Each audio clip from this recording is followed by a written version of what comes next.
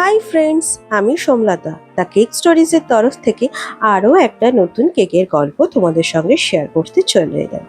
আজকে তোমাদের সঙ্গে একটা থিম কেক শেয়ার করছি। তো তোমরা এখানে দেখে ভাবছো যে দুটো ছোট ছোট কেক পাশাপাশি কেন রাখা।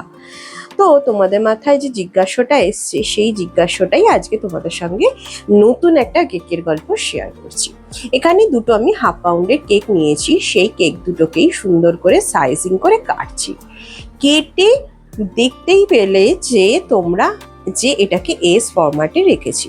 তাহলে তার জন্য কি করলাম, তার জন্য প্রথমত করলাম যে মিডিল থেকে ছোট্ট একটা কাপ বসিয়ে সেই সাইজে কেকটা কেটে নিলাম। কেটে নেওয়ার পর প্রথম প্রথম ওপরের দিকে যে দিকে আমরা কেটেছিলাম সেটা হচ্ছে ডান দিকে আমরা কাট করেছিলাম, আর নিচেরটার বাঁ দিকে কাট করেছিলাম। কাট করে সেই পোর্শনটা বের করে নিয়েছি।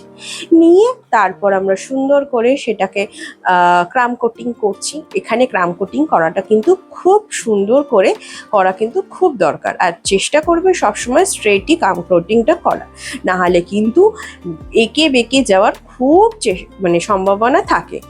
এখানে যদি আমি এটাকে চকলেট কেক করতাম তাহলে কিন্তু বেস্ট হতো, কিন্তু অনেকেই চকলেট কেক খেতে ভালোবাসে না বলে অন্য ফ্লেভারের কেক করেছি। এটা কিন্তু ম্যাঙ্গো ফ্লেভারের কেক, কিন্তু এটাতে চকলেট করলে যে পরিমাণে স্টেবিলিটি এবং যে পরিমাণে সুন্দর ফিনিশিং আসতো সেটা কিন্তু আমরা অন্য কোনো কেকে পেতাম না।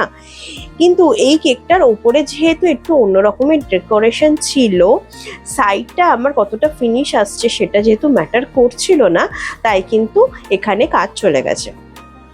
আমি কিন্তু অলওয়েজ বলি যে সাইডে তোমরা ফিনিশিংটা অলওয়েজ চেক করে নেবে, কিন্তু এটা কিছুক্ষণ বাদেই তোমরা দেখে বুঝতে পারবে যে এটা কি রকম ডেকোরেশনের কেক ছিল।